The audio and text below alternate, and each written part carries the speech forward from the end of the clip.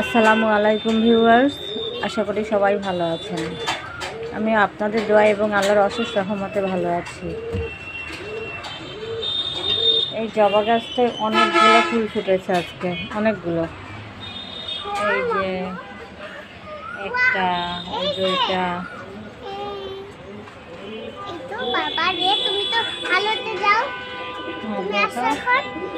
দুইটা একসাথে দেখাও তো।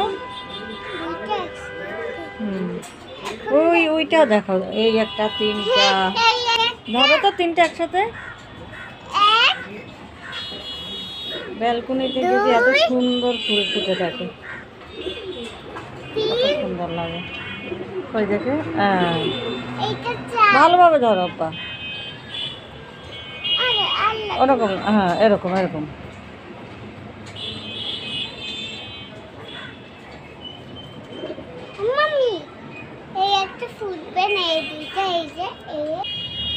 সকালে উঠে গাছে এখনো পানি দেওয়া হয়নি।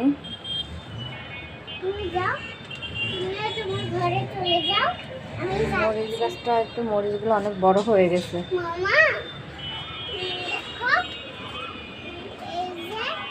পাখিদেরকে বাবু খাবার দিয়েছে, নিচের পাখিগুলোকে। পরেরগুলোকে আমি দিব, খেয়ে নিই, তারপরে আর গাছে পানি দিব। হ্যাঁ মাম্মি।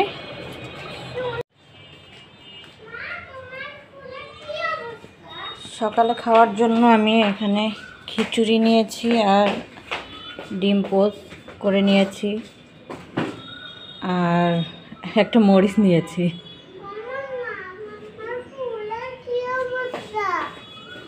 বাবুকেও খাইয়ে দেবো।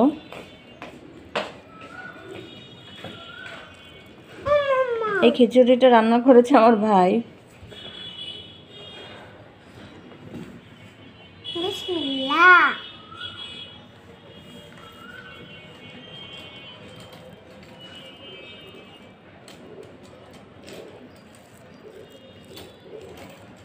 মরিচ ভর্তা দিয়ে খিচুড়ি খুব ভালো লাগে, কিন্তু এখন পেঁয়াজ কুচিয়ে ভর্তা করতে ইচ্ছা করেনি মরিচ, এই জন্য করিনি।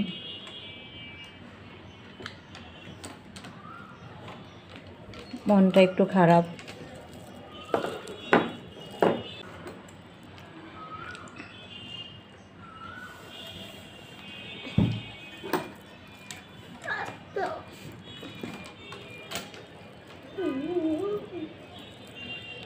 তেলের দাম যে হারে বেড়েছে, তাতে চাল ডাল ভেজে খিচুড়ি রান্না করা রাজকীয় ব্যাপার হয়ে দাঁড়ায়।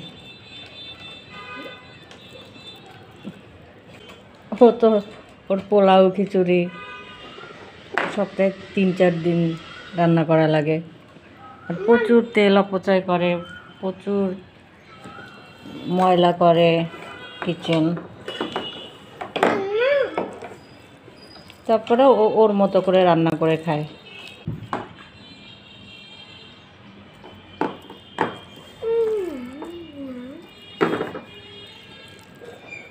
সল্ট লাগবে বাবা?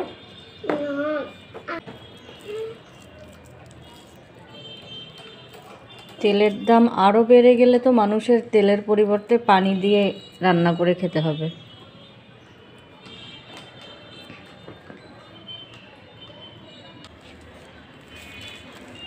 এখন ঘর ঝাড়ু দিয়ে নিচ্ছি।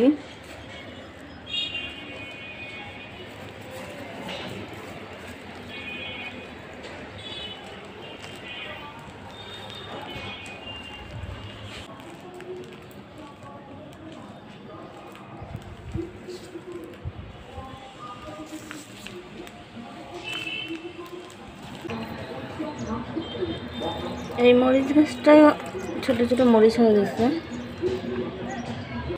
এটা তো প্রচুর মরিচ হয়েছে এবং বড় হয়েছে। গাছগুলো এখন পানি দিয়ে দিচ্ছি। এটার মরিচও বড় হয়ে গেছে। এটা আরও কিছু মরিচের বিচি লাগানো হয়েছে, যাতে গাছ হয়, মরিচ গাছ হয়।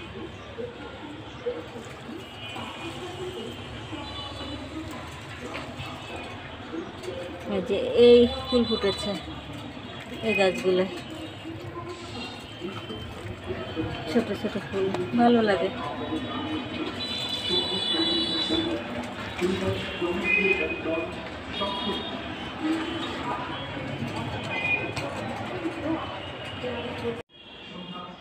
এখানে বেডরুমে এই জানলার কাছে একটা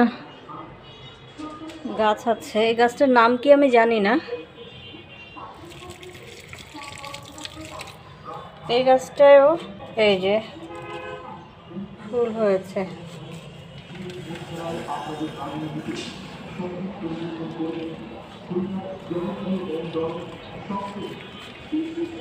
এই যে এই গাছটায় ফুল হয়েছে সুন্দর, আর অনেকগুলো এই যে কলি হয়েছে, এই যে কলি হয়েছে ঘরের ভিতরে। তারপরও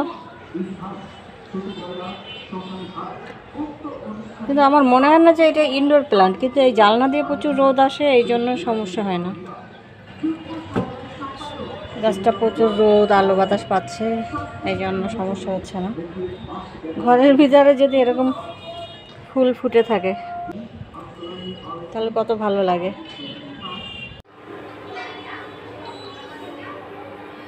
এখানে আলু রান্না করব ডিম দিয়ে, এটা আমার বোন খুব পছন্দ করে। আর আজকে এমনি একটু মনটা খারাপ, বেশি কিছু রান্না করব না, আর বাঁধাকপি ভাজি করব। এটা খুব সিম্পল ওয়েতে রান্না করবো। এর ভিতরে হলুদ, মরিচ, জিরার গুঁড়া, লবণ, তেল এগুলো দিয়ে পানি দিয়ে বসিয়ে দেবো। পানিটা টেনে গেলে ডিম দিয়ে উঠিয়ে ফেলবো। খুব সিম্পল ওয়েতে, কিন্তু এগুলো খুব টেস্ট লাগে এইভাবে রান্না করলে।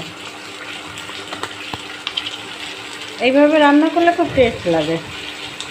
এই যে জিরার গুঁড়া দিয়ে দিচ্ছি,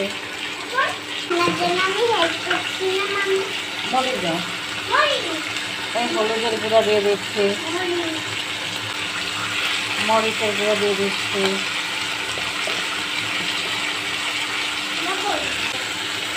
তেল দিয়ে দিচ্ছি,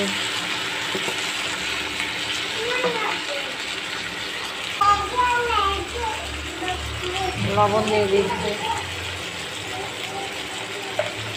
আর পেঁয়াজ আগেই দিয়ে দিয়েছিলাম। এই এখন এর ভিতরে পানি দিয়ে দেবো, পানিটা টানলে ডিম দিয়ে দেবো।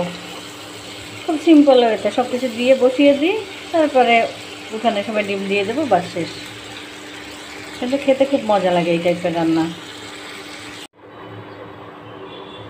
পানি দিয়ে দিয়েছি, পানিটা টানলে ডিম দিয়ে উঠিয়ে ফেলবো, কারণ আমরা কুসুমটা একটু নরম খাই ডিমের।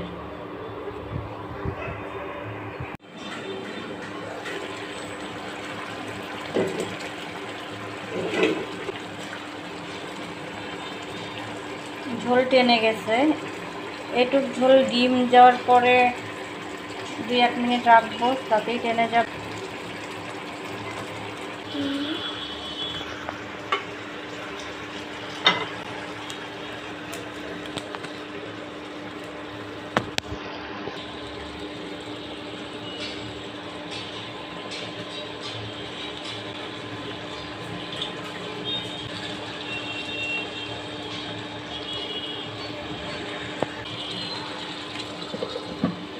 এক মিনিট পরেই উঠিয়ে নেব।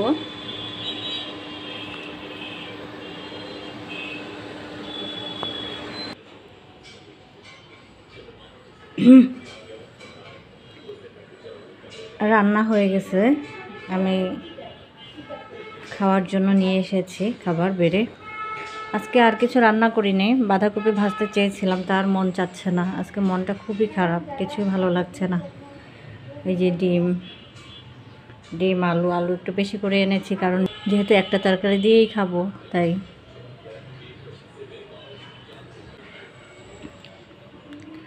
আচ্ছা ঠিক আছে, আমি খাবো, বাবুকে খাওয়াবো। তো আপনাদের কাছ থেকে বিদায় নিয়ে নিচ্ছি। আপনারা ভালো থাকেন, সুস্থ থাকেন এই কামনা করছি। আর আমার জন্য সবাই দোয়া করবেন। আর আমার ভিডিওটি যদি একটুও ভালো লেগে থাকে তাহলে প্লিজ প্লিজ প্লিজ একটি লাইক দেবেন এবং আমার চ্যানেলটি সাবস্ক্রাইব করবেন। আর পাশে থাকা বেল বাটনটি অবশ্যই প্রেস করবেন, যাতে আমি ভিডিও ছাড়ার সাথে সাথে আপনাদের কাছে নোটিফিকেশন পৌঁছে যায়।